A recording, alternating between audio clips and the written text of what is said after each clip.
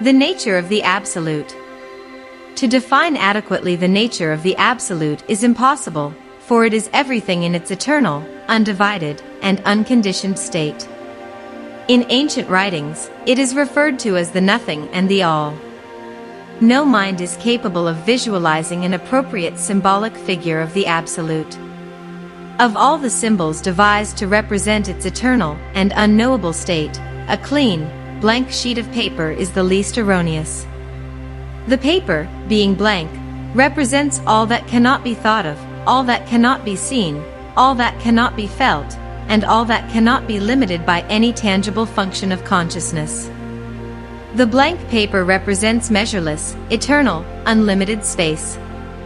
No created intelligence has ever plumbed its depths, no God has ever scaled its heights, nor shall mortal or immortal being ever discover the true nature of its substance. From it, all things come, to it all things return, but it neither comes nor goes. Figures and symbols are pollutions drawn upon the unblemished surface of the paper. The symbols, therefore, signify the conditions that exist upon the face of space, or, more correctly, which are produced out of the substance of space. The blank sheet, being emblematic of the all, each of the diagrams drawn upon it signifies some fractional phase of the all. The moment the symbol is drawn upon the paper loses its perfect and unlimited blankness. As the symbols represent the creative agencies and substances, the philosophers have declared that when the parts of existence come into manifestation, the perfect wholeness of absolute being is destroyed. In other words, the forms destroy the perfection of the formlessness that preceded them. Symbolism deals with universal forces and agencies. Each of these forces and agencies is an expression of space, because space is the ultimate of substance, the ultimate of force, and the sum of them both. Nothing exists except it exists in space, nothing is made except it is made of space. In Egypt, space is called Tat. Space is the perfect origin of everything.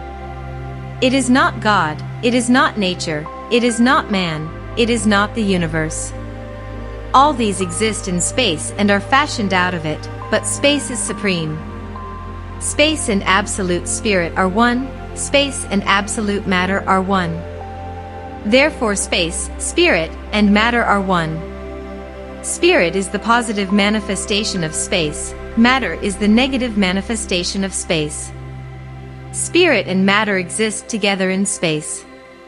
Space, spirit, and matter are the first Trinity, with space the Father, spirit the Son, and matter the Holy Ghost. Space, though actually undivided, becomes through hypothetical division absolute, or ultimate, spirit, absolute, or ultimate, intelligence, and absolute, or ultimate, matter. The most primitive and fundamental of all symbols is the dot. Place a dot in the center of the sheet, and what does it signify? Simply the all considered as the one, or first point. Unable to understand the absolute, man gathers its incomprehensibility mentally to a focal point, the dot. The dot is the first illusion, because it is the first departure from things as they eternally are, the blank sheet of paper.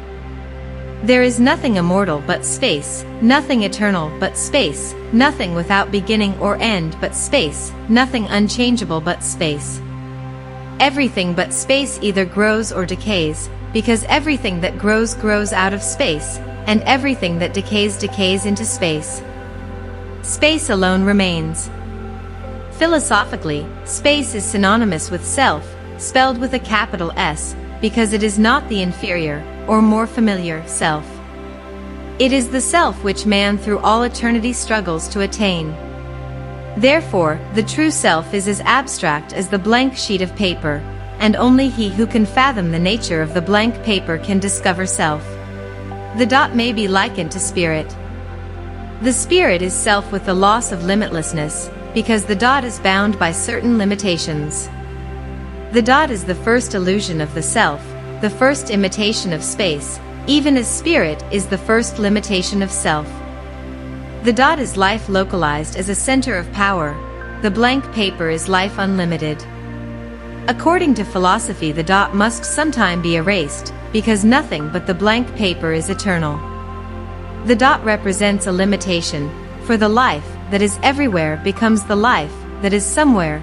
Universal life becomes individualized life and ceases to recognize its kinship with all being. After the dot is placed on the paper, it can be rubbed out, and the white paper restored to its virgin state. Thus, the white paper represents eternity, and the dot, time. And when the dot is erased, time is dissolved back into eternity, for time is dependent upon eternity. Therefore, in ancient philosophy there are two symbols, the nothing and the one, the white paper and the dot. Creation traces its origin from the dot, the primitive sea, the egg laid by the white swan in the field of space. If existence be viewed from the self downward into the illusion of creation, the dot is the first or least degree of illusion. On the other hand, if existence be viewed from the lower, or illusionary universe, upward toward reality, the dot is the greatest conceivable reality. The least degree of physical impermanence is the greatest degree of spiritual permanence. That which is most divine is least mortal. Thus, in the moral sense, the greatest degree of good is the least degree of evil. The dot, being most proximate to perfection, is the simplest, and therefore, the least imperfect of all symbols. From the dot issues forth a multitude of other illusions ever less permanent. The dot, or sacred island, is the beginning of existence, whether that of a universe or a man. The dot is the germ raised upon the surface of infinite duration. The potentialities signified by the blank paper are manifested as active potencies through the dot. Thus, the limitless absolute is manifested in a limited way. When considering his own divine nature, man always thinks of his spirit as the first and greatest part of himself. He feels that his spirit is his real and permanent part. To the ancients, however, the individualized spirit, to which is applied the term, was itself a little germ floating upon the surface of absolute life. This idea is beautifully brought out in the teachings of the Brahmins, Buddhists, and Vedantists. The nirvana of atheistic Buddhism is achieved through the reabsorption of the individualized self into the universal self. In Sir Edwin Arnold's Light of Asia, the thought is summed up thus: Om Mani Padme Hum. The daybreak comes and the dewdrop slips back into the shining sea. The dewdrop is the dot, the sea the blank paper. The dewdrop is the individualized spirit, or I, the blank paper, that self, which is all, and at the achievement of nirvana the lesser mingles with the greater. Immortality is achieved, for that which is impermanent returns to the condition of absolute permanence. The dot, the line, and the circle are the supreme and primary symbols. The dot is spirit, and its symbol in the Chaldaic Hebrew, the yod, is actually a seed or spermatozoon, a little comma with a twisting tail representing the germ of the not-self. In its first manifestation, the dot elongates to form the line. The line is a string of dots made up of germ lives, the monadic lives of Leibniz. From the seed growing in the earth comes the sprig, the line. The line, therefore, is the symbol of the dot in growth or motion. The sun is a great dot, a monad of life, and each of its rays a line, its own active principle in manifestation. The key thought is, the line is the motion of the dot. In the process of creation, all motion is away from self. Therefore, there is only one direction in which the dot can move. In the process of return to the perfect state, all motion is towards self, and through self to the universal self. Involution is activity outward from self, evolution is activity inward towards self. Motion away from self brings a decrease in consciousness and power, motion towards self brings a corresponding increase in consciousness and power. The farther the light ray travels from its source, the weaker the ray. The line is the outpouring or natural impulse of life to expand. It may seem difficult at first to imagine the line as a symbol of general expansion, but it is simply emblematic of motion away from self, the dot. The dot, moving away from self, projects the line. The line becomes the radius of an imaginary circle, and this circle is the circumference of the powers of the central dot. Hypothetically, every sun has a periphery where its rays end, every human life a periphery where its influence ceases, every human mind a periphery beyond which it cannot function, and every human heart a periphery beyond which it cannot feel. Somewhere there is a limit to the scope of awareness. The circle is the symbol of this limit. It is the symbol of the vanishing point of central energy. The dot symbolizes the cause, the line, the means, and the circle, the end. The Ein Sof of the Hebrew Kabbalists is equivalent to the Absolute. The Jewish mystics employed the closed eye to suggest the same symbolism as that of the blank sheet of paper. The inscrutable nothing conveyed to the mind by the closing of the eyes suggests the eternal, unknowable, and indefinable nature of perfect being. These same Kabbalists called spirit the dot, the opened eye, because looking away from itself the ego, or I am, beholds the vast panorama of things which together compose the illusionary sphere. However, when this same objective eye is turned inward to the contemplation of its own cause, it is confronted by a blankness which defies penetration.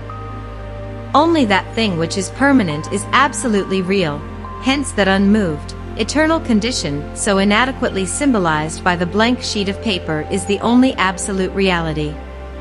In comparison to this eternal state, forms are an ever-changing phantasmagoria, not in the sense that forms do not exist, but rather that they are of minor significance when compared to their ever-enduring source. While through lack of adequate terminology it is necessary to approach a definition of the absolute from a negative point of view, the blank sheet of paper signifies not emptiness, but an utter and incomprehensible fullness when an attempt is made to define the indefinable. Therefore, the blank paper represents that space which contains all existence in a potential state. When the material universe, whether the zodiac, the stars, or the multitude of suns dotting the firmament, comes into manifestation, all of its parts are subject to the law of change. Sometime every sun will grow cold, sometime every grain of cosmic dust will blossom forth as a universe, and sometime vanish again. With the phenomenal creation comes birth, growth, decay, and the multifarious laws which have dominion over and measure the span of ephemerality. Omar Khayyam, with characteristic Oriental fatalism, writes, "One thing is certain and the rest is lies. The flower that once has blown forever dies." The illusions of diversity, form, place, and time are classed by the Orientals under the general term Maya. The word Maya signifies the great sea of shadows, the sphere of things, as they seem to be as distinguished from the blank piece of paper, which represents the one and only thing as it eternally is. The mothers of the various world saviors generally bear names derived from the word Maya, as for example, Mary, for the reason that the various redeeming deities signify realization born out of illusion, or wisdom rising triumphant from the tomb of ignorance. Philosophic realization must be born out of the realization of illusion. Consequently, the savior gods are born out of Maya, and rise through many tribulations into the light of eternity. The keys to all knowledge are contained in the dot, the line, and the circle. The dot is universal consciousness, the line is universal intelligence, and the circle is universal force, the threefold, unknowable cause of all knowable existence, the three hypostases of Atma. In man the spirit is represented by the dot and conscious activity, or intelligence by the line. Conscious activity is the key to intelligence, because consciousness belongs to the sphere of the dot and activity to the sphere of the circle. The center and the circumference are thus blended in the connecting line, conscious activity, or intelligence. The circle is the symbol of body, and body is the limit of the radius of the activity of mind power pouring out of the substance of consciousness. In ancient philosophy, the dot signifies truth, reality, in whatever form it may take. The line is the motion of the fact, and the circle is the symbol of the form, or figure established in the inferior, or material sphere, by these superphysical activities. Take, for example, a blade of grass. Its form is simply the effect of certain active agents upon certain passive substances. The physical blade of grass is really a symbol of a degree of consciousness, or a combination of cosmic activities. All forms are but geometric patterns, being the reactions set up in matter by mysterious forces working in the causal spheres. Conscious activity, working upon or brooding over matter, creates form. Matter is not form, because matter, like space, of which it is the negative expression, is universally disseminated, but, as stated in the ancient doctrine, the activity of life upon, and through its substances curdles, organizes, matter so that it assumes certain definite forms or bodies.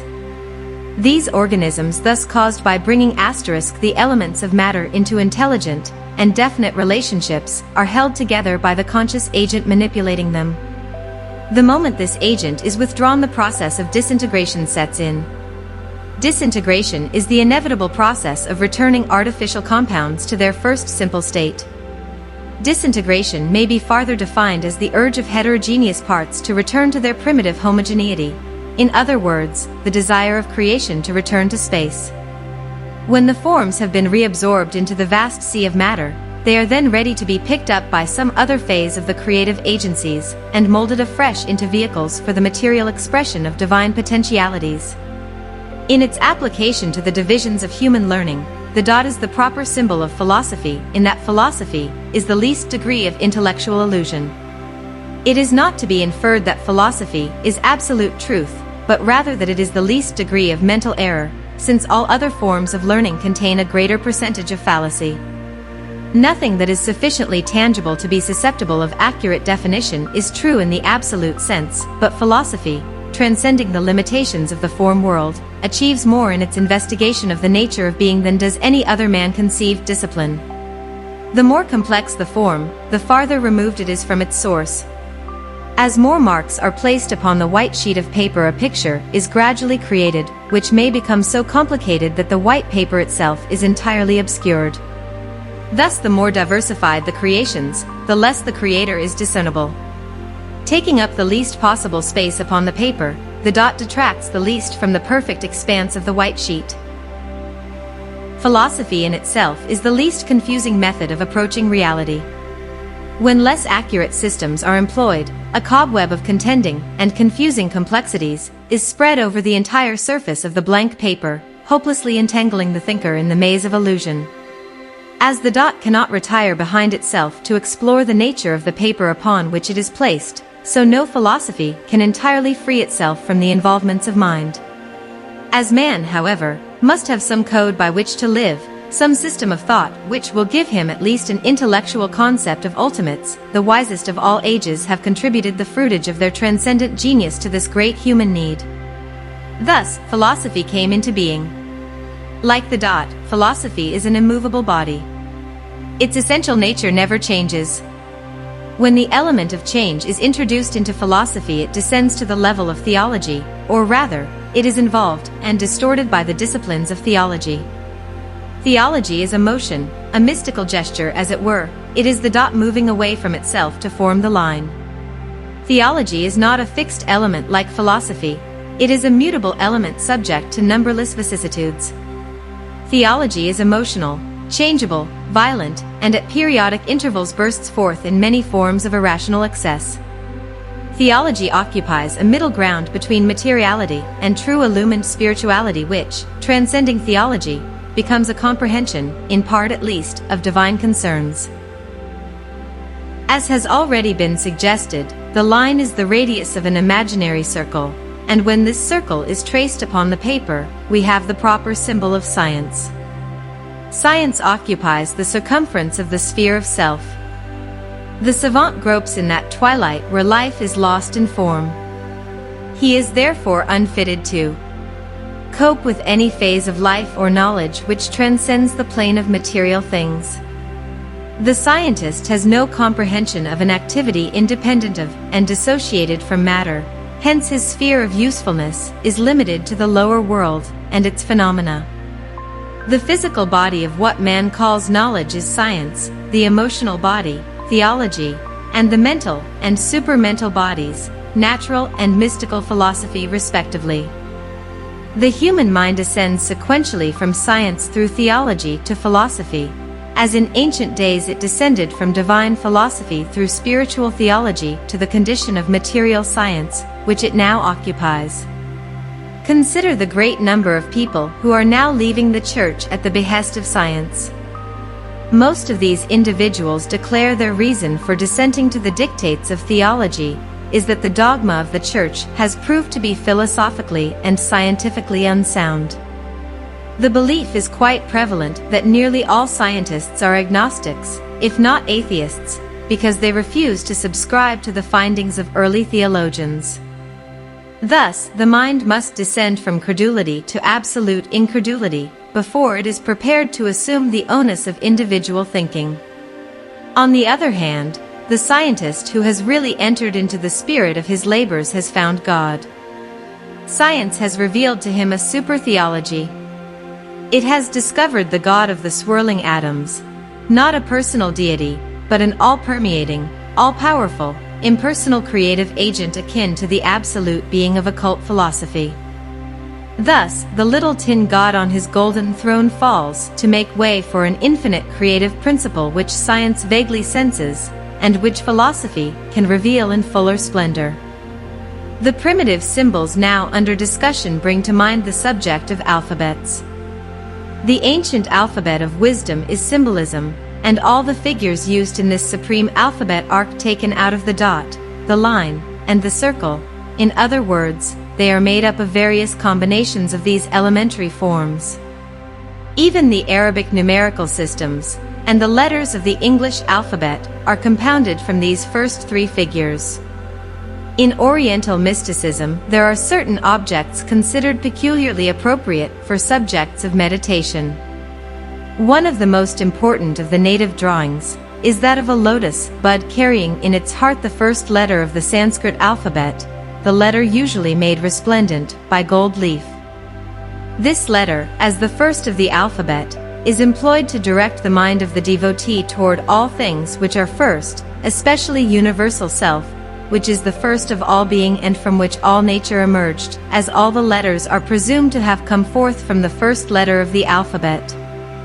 Thus, from one letter issue all letters, and from a comparatively small number of letters an infinite diversity of words, these words being the sound symbols, which man has employed to designate the diversified genera of the mundane creation.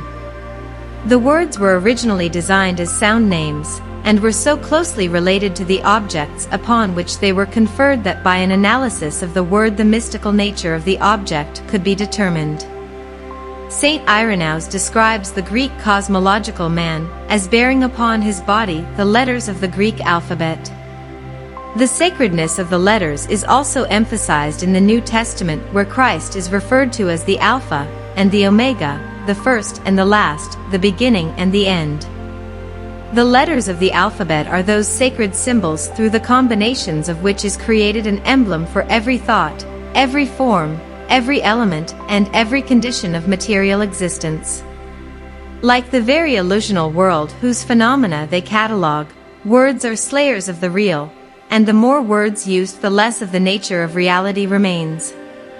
In the introduction to the Secret Doctrine, H.P. Blavatsky gives several examples of the ancient symbolic alphabets in which the mystery teachings are preserved.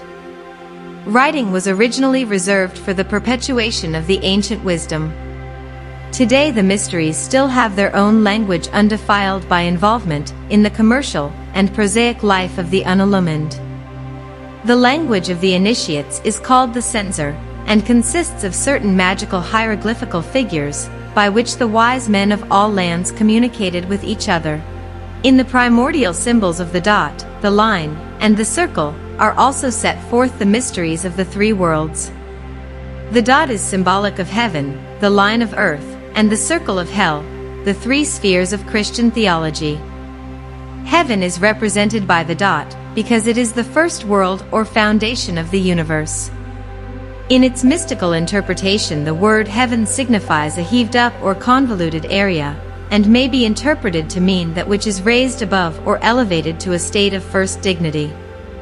In a similar manner, the origin of the word salvation may be traced to saliva, though the kinship of the two words has long been ignored. Thus, salvation signifies the process of mixing gross substance with a spiritual fluidic essence, which renders it cosmically digestible and assimilable. Heaven is a figure of the superior state, or condition of power, and consequently is the proper symbol of the supreme part of the deity out of whose substances, or, more correctly, essences, the lesser universe is composed. Heaven is the plane of the spiritual nature of God, earth the plane of the material nature of God, and hell that part of existence in which the nature of God, or good, is least powerful, the outer circumference of deity. The Scandinavian Helheim, the land of the dead, is a dark and cold sphere where the fires of life burned so low that it seemed as though they might at any moment flicker out. Thus, hell may be defined as the place where the light fails, or in which divine intelligence is so diluted by matter as to be incapable of controlling the manifestations of force. In the ancient Greek system of thought, Hades, or the underworld, simply signifies the physical universe in contradistinction to the spiritualized and illumined superior worlds. The Greeks conceived the physical universe to be that part of creation in which the light of God is most obscured, and darkness not as primordial reality, but rather the absence of divine light. Darkness in this sense represents the privative darkness, as distinguished from the darkness of the Absolute, which includes the nature of light within its own being. So-called physical life begins at the point where matter dominates and inhibits the manifestations of energy and intelligence. Spirit, so-called, is only 1/5 as active in the physical world as it is in its own plane of unobstructed expression. Therefore, the physical plane is simply a sphere in nature wherein arc blended 4/5 of inertia and 1/5 of activity. This does not mean that the inhabitants of this sphere are composed 4/5 of material substances, but rather that the greater part of their spiritual natures can find no medium of expression, and consequently are latent. Thus, the spiritual nature signified by the dot is enclosed or imprisoned within matter signified by the circle, the result being the various ensouled forms evolving through the material sphere. It may be well to summarize in the simple terminology of the Alexandrian Neoplatonists, to whom the modern world is indebted for nearly all the great fundamentals of philosophy. If you will turn to the diagram at the beginning of this chapter, you will note 3 circles in a vertical column, and each horizontally trisected and overlapped. The upper circle signifies the power of the dot, the central circle the power of the line, and the lower circle the power of the circumference. Each of these circles contains its own trinity of potencies, which were called by the Chaldeans the Father, the Power, and the Mind. The 3 circles each trisected give 9 hypothetical panels, or levels, which signify the months of the prenatal epoch, and also the philosophical epoch as given in the 9 degrees of the Eleusinian mysteries. By this symbolism is revealed much of the sacredness attached to the number 9. By the method of overlapping, however, the 9 is reduced to 7, the latter number constituting the rungs of the Mithraic or philosophic ladder of the gods, the links of the golden chain connecting absolute unity above, or within, with absolute diversity below, or without. The first trinity, the upper circle, consists of God the Father, and the nature of his triple profundity. The second trinity, the middle circle, God the Son and his triple sphere of intellection. The third trinity, the lower circle, God the Holy Spirit, the formator with his formative triad which is the foundation of the world. God the Holy Spirit, the third person of the Christian triad, is synonymous with Jehovah, the racial god of the Jews, Shiva, the destroyer creator of the Hindus, and Osiris, the Egyptian god of the underworld. A study of the form and symbols of Osiris reveals that the lower portion of his body is swathed in mummy wrappings, leaving only his head and shoulders free. In his helmet Osiris wears the plumes of the law, and in one hand clasps the 3 scepters of the underworld, the Anubis-headed staff, the shepherd's crook, and the flail. As the god of the underworld, Osiris has a body composed of death, the material sphere, and a living head rising out of it into a more permanent sphere. This is Jehovah, the Lord of form, whose body is a material sphere ruled over by death, but who himself, as a living being, rises out of the dead not-self which surrounds him. In India, Shiva is often shown with his body a peculiar bluish-white color. This is the result of smearing his person with ashes and soot, ashes being the symbol of death. Shiva is not only a destroyer in that he breaks up old forms and orders, but he is a creator in that, having dissolved an organism, he rearranges its parts and thus forms a new creature. As the bull was sacred to Osiris, was offered in sacrifice to Jehovah, and was also a favorite form assumed by the god Jupiter, consider the legend of Europa, so Nandi is the chosen Vahana of Shiva. Shiva riding the bull signifies death enthroned upon, supported by, and moving in harmony with law, for the bull is the proper symbol of the immutability of divine procedure. It is now in order to consider the subject of recapitulation. The vision of Ezekiel intimates that creation consists of wheels within wheels, the lesser recapitulating in miniature the activities of the greater. In the diagram under consideration, it is evident that by trisecting each of the smaller worlds, or circles, they are capable of division according to the same principle that holds good in connection with the three major circles. Thus, as the first large circle itself is synonymous with the dot, so the upper panel of each of the trisected circles is also symbolic of the dot. Hence the upper panel of each circle is its spiritual part, the center panel its intellective or mediatory part, and the lower panel its material or inferior part. The entire lower circle ruled over by Zeus was designated by the Greeks as the world, because it was wholly concerned with the establishment and generation of substances. The upper panel of the inferior world, partaking of the same analogy as the first world or upper circle, which it recapitulates in part, is termed the spirit of the world. The central panel, likewise recapitulating the central circle, becomes the mind or soul of the world, and the lower panel, recapitulating the lower circle, the body or form of the world. Thus, spirit consists of a trinity of spirit, mind, and body in a spiritual state, mind of a spirit, mind, and body in a mental state, and form or body of a spirit, mind, and body in a material state. While Zeus is the god of form, he manifests as a trinity, his spiritual nature bearing the name Zeus. The intellective nature, soul or mediatory nature of Zeus is termed Poseidon, and his lowest or objective material manifestation, Hades. As each of the Hindu gods possessed a Shakti, or a feminine counterpart signifying their energies, so Zeus manifests his potentialities through certain attributes.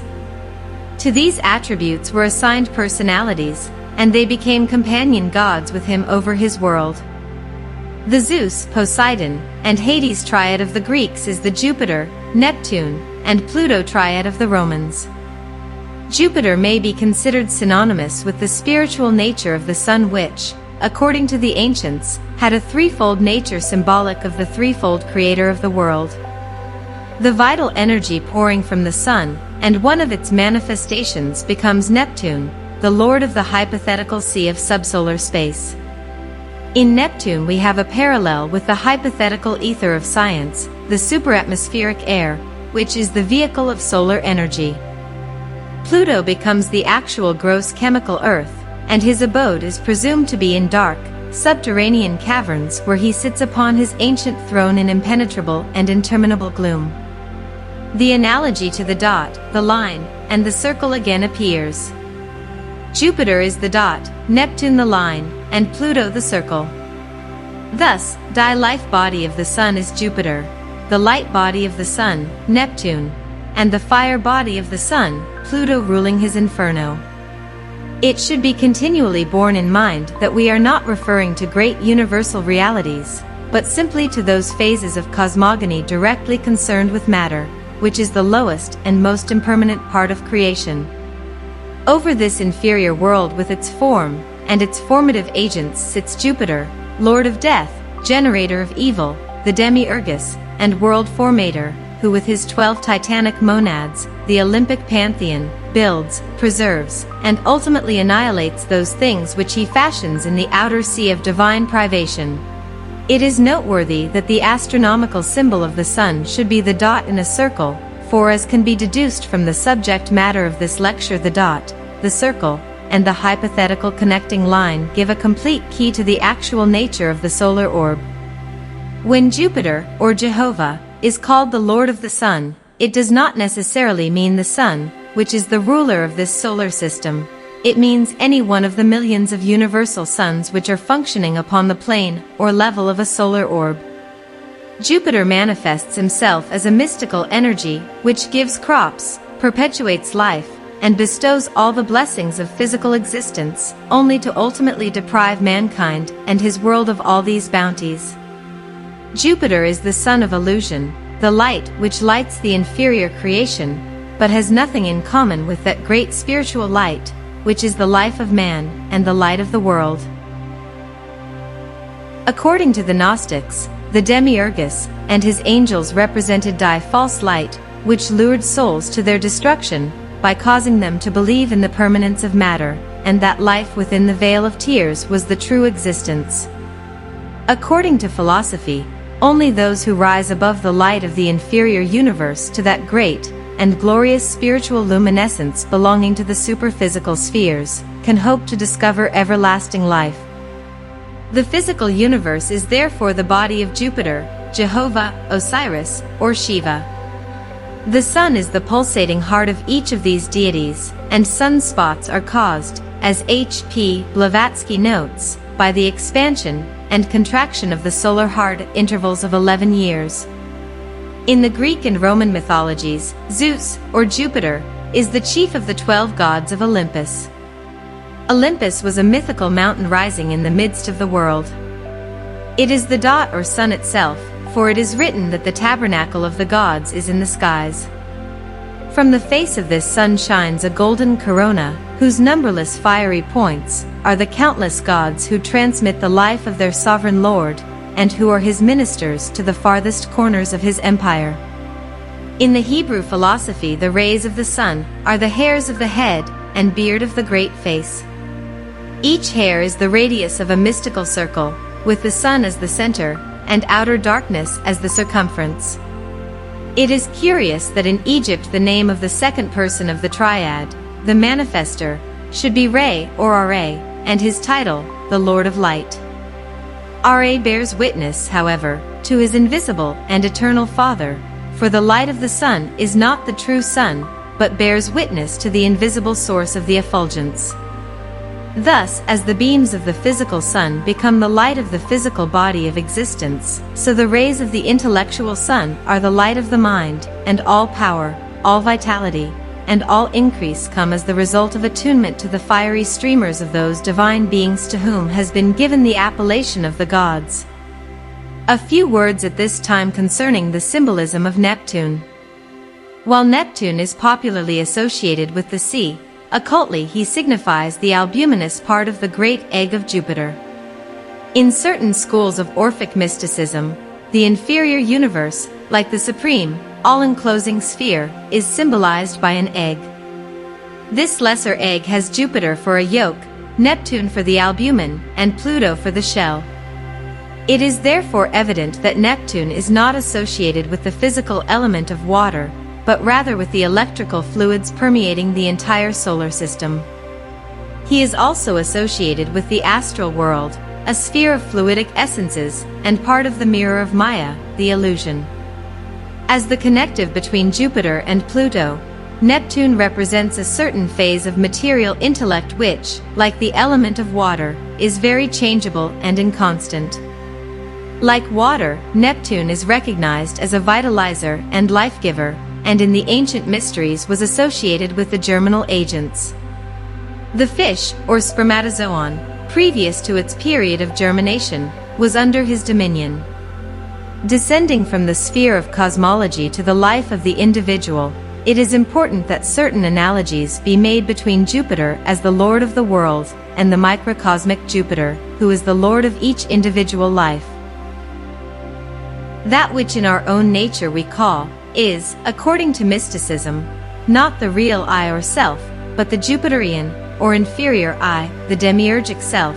It may even be said to be the false self which, by accepting as real, we elevate to a position greater than it is capable of occupying. A very good name for Jupiter is the human spirit as differentiated from the divine spirit, which belongs to the supermaterial spheres. In man, Jupiter has his abiding place in the human heart, while Neptune dwells in the brain, and Pluto in the generative system. Thus is established the formative triad in the physical nature of man. As the physical universe is the lowest and least permanent part of existence, so the physical body is the lowest and least permanent part of man. Above the Lord of the body with his eons or angels is the divine mind and all-pervading consciousness. The body of man is mortal, though his divine parts partake, to a certain degree, of immortality. Over the mortal nature of man rules an incarnating ego, which organizes matter into bodies, and by this organization foredooms them to be redistributed to the primordial elements. As Jupiter had his palace on the summit of Mount Olympus, so from his glorious cardiac throne on the top of the diaphragm muscle he rules the body as Lord of the human world. Jupiter in us is the thing we have accepted as our true self, but meditation upon the subject matter of this lecture will disclose the true relationship between the human self and the universal, all of which it is a fragmentary yet all-potential part. Recognizing Jupiter to be the Lord of the world, or the incarnating ego, which invests itself in universal matter, it then becomes evident that the two higher spheres of trinities of divine powers constitute the Hermetic Anthropos, or non-incarnating Overman. This majestic and superior part, consisting of the threefold darkness of absolute cause, and the threefold light, or celestial splendor, hovers above the third triad consisting of the threefold world form, or triune cosmic activity. The highest expression of matter is mind, which occupies the middle distance between activity on the one hand and inertia on the other. The mind of man is hypothetically considered to consist of two parts: the lower mind, which is linked to the demiurgic sphere of Jupiter, and the higher mind, which ascends toward, and is akin to the substance of the divine power of Kronos. These two phases of mind are the mortal and immortal minds of Eastern philosophy.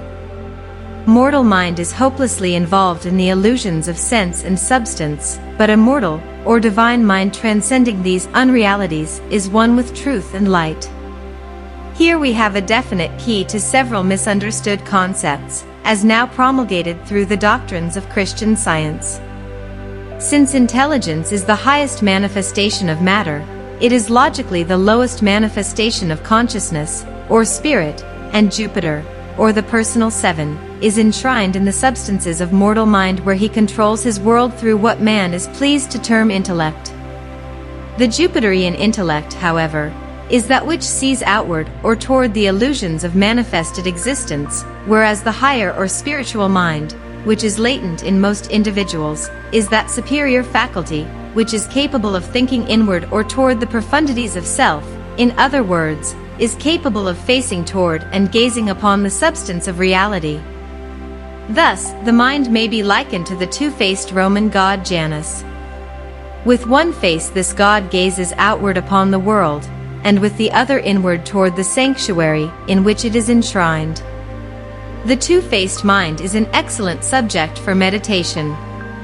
The objective or mortal mind continually emphasizes to the individual the paramount importance of physical phenomena. The subjective, or immortal mind, if given opportunity for expression, combats this material instinct by intensifying the regard for that which transcends the limitations of the physical perceptions.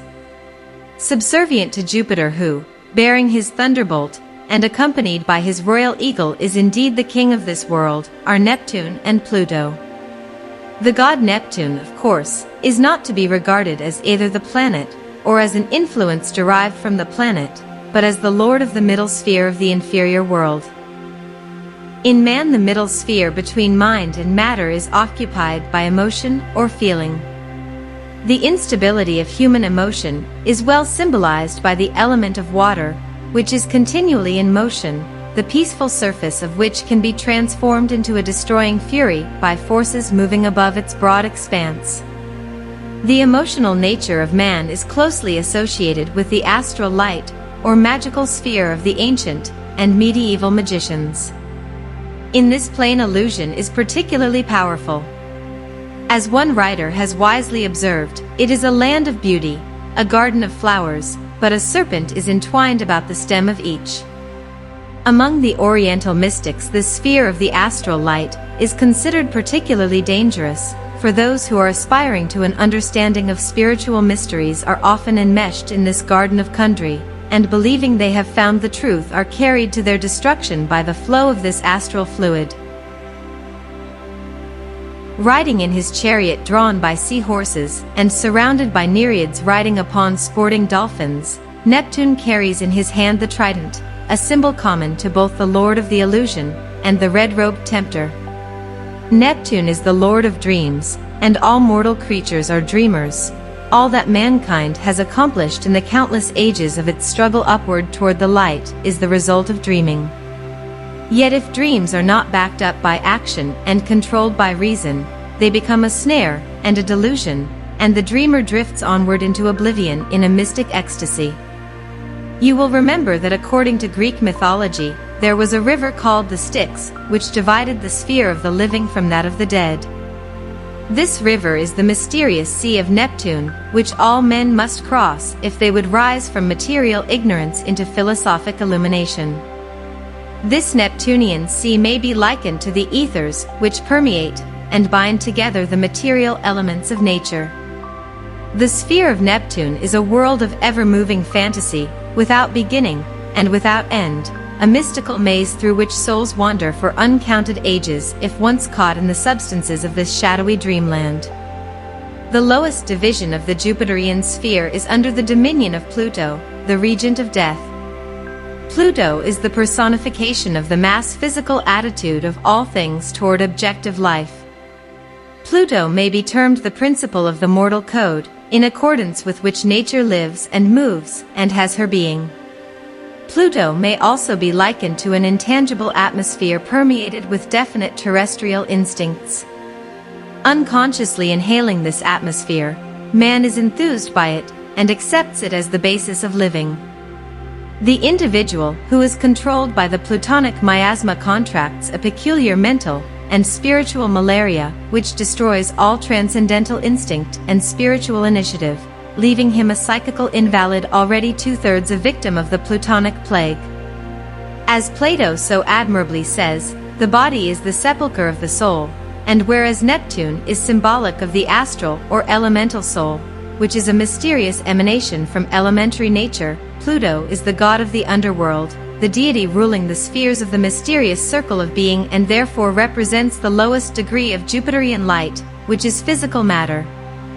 Hades, or the land of the dead, is simply an environment resulting from crystallization. Everything that exists in a crystallized state furnishes the environment of Hades for whatever life is evolving through it. Thus, the lower universe is ruled over by three apparently heartless gods: birth, growth, and decay. From their palaces in space, these deities hurl the instruments of their wrath upon hapless humanity and elementary nature.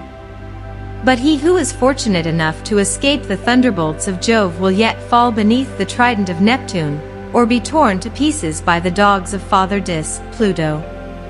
The ancient Greeks occasionally employed a centaur to represent man, thus indicating that out of the body of the beast which feels upon its back the lash of outrageous destiny rises a nobler creature possessed of God-given reason, who through sheer force of innate divinity shall become master of those who seek to bind him to a mediocre end. While on the subject of the dot, the line, and the circle, there is one very simple application of the principle which we insert in order to emphasize the analogies existing through the entire structure of human thought. Take a simple problem in grammar. The noun, which is the subject of the sentence, is analogous to the dot. The verb, which is the action of the subject, is analogous to the line, and the object, which is the thing acted upon, is analogous to the circle.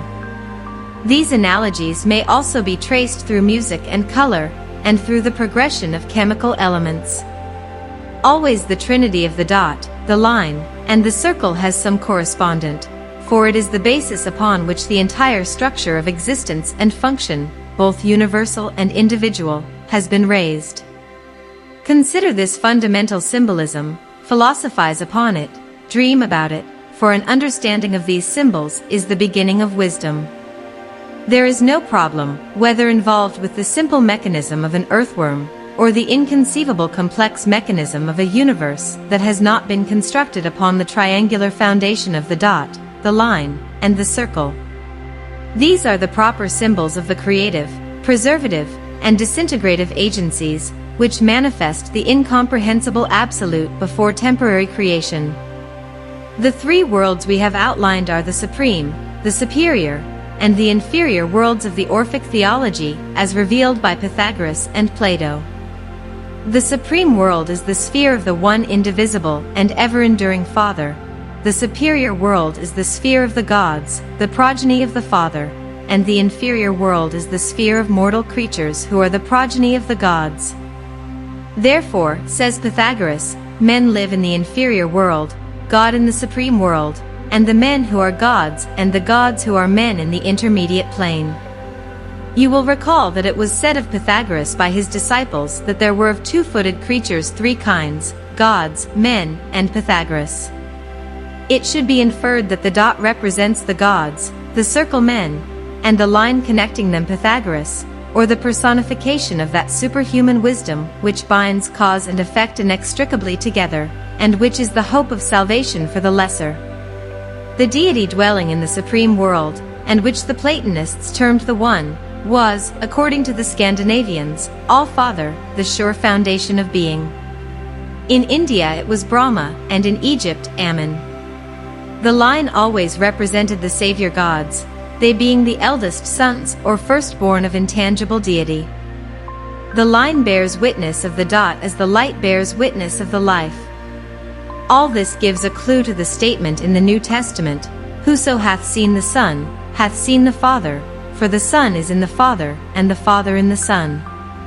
In other words, whoso hath seen the line, hath seen the dot, for the dot is in the line, and the line is in the dot. In the ancient Jewish rites, the line was Michael, the archangel of the sun, in Scandinavia, Balder the Beautiful. It is to the lower world of men that the light, the dot pouring into the line, personified as the universal savior, descends to redeem consciousness from the darkness of a living grave, the circumference of the circle. The mystery God who lifted souls to salvation through his own nature thus represents the line, the divine symbol of the way of achievement, for it is written that none shall come unto the Father save by the Son, and none of those creatures dwelling in the circumference can reach the center, or dot save by ascending the hypothetical line of the radius.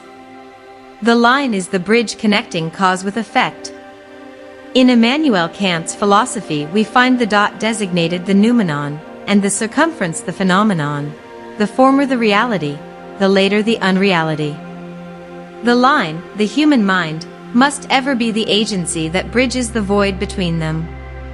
In the Platonic philosophy there are three manners of being: 1. Gods, or those most proximate to the Absolute, who dwell within the nature of the dot. 2. Men, or those who are most distant from the Absolute, who dwell in the circumference of the circle. 3. The heroes and the demigods, who are suspended between divinity and humanity, and who dwell in the sphere of the line. So, according to philosophy, the line is a ladder up which man ascends to light from his infernal state, and down which he descends in his involution. The fall of man is the descent down the ladder from the dot to the circumference. The resurrection, or redemption of man is his return from the circumference to the dot. Of such importance are these primary symbols, that we have felt it absolutely necessary to devote the introductory lectures of this series to the subject of the dot, the line, and the circle. It should ever be borne in mind that the veneration for symbols is not idolatry, for symbols are formulated to clarify truths which in their abstract form are incomprehensible. Idolatry consists in the inability of the mind to differentiate between the symbol and the abstract principle for which it stands. If this definition be accepted, it can be proved that there are very few truly idolatrous peoples. Philosophically, the literalist is always an idolater. He who worships the letter of the law bows down to wood and stone, but he who comprehends the spirit of the law is a true worshipper before the measureless altar of eternal nature upon which continually burns the spirit fire of the world.